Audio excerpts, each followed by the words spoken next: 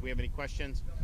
Sir, two questions. One, I wanted to ask you about something we've seen consistent from attorneys who say they still have not been able to access their clients, even though they're using the email that the state has provided. Can you address that, one? And then two, my second question, allegations by the Democrats who say that contracts related to the facility are no longer on the state websites, that they keep disappearing. Well, I'll let Kevin address. You want to address the contract issue? So, and we happen to have the CFO with us today, and he and I were talking about this earlier. The contracts not being on the website is false.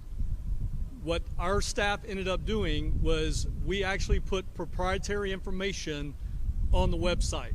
We have competitive contracts. We are encouraged to do competitive procurements. And by the way, there's not a single sole source contract at this site. Now that you got me riled back up again, sorry about that. Everything here has been competitively bid off of master contracts that went to competitive procurement a year, 2, 3 years ago.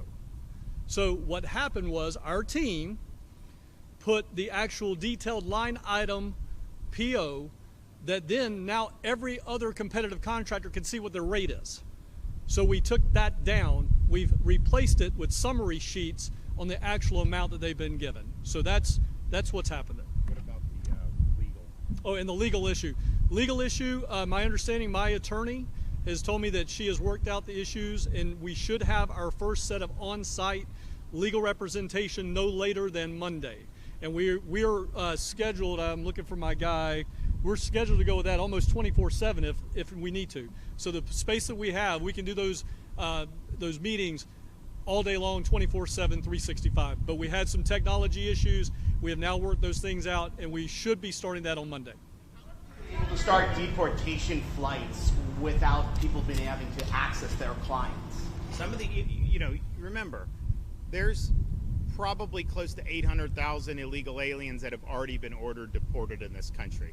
Florida, we have at least 50,000, 75,000. I mean, so the idea that somehow, you need some elaborate process in some of those situations, it's just not factually true in terms of the law.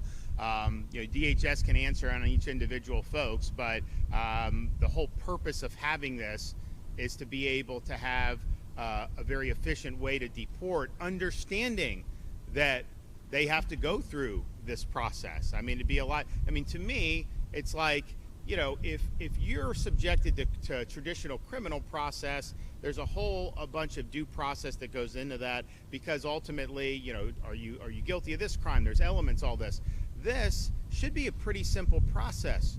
You either have a right to be here or you don't. And really, that's what we need to determine when you do this. And once that's determined, if you're in this country illegally, then you should be subject to expeditious deportation. And that's the goal of what this is doing. But I know that DHS has a whole process for how they do it. Now, from the state's perspective, we ramp all this up, we're running.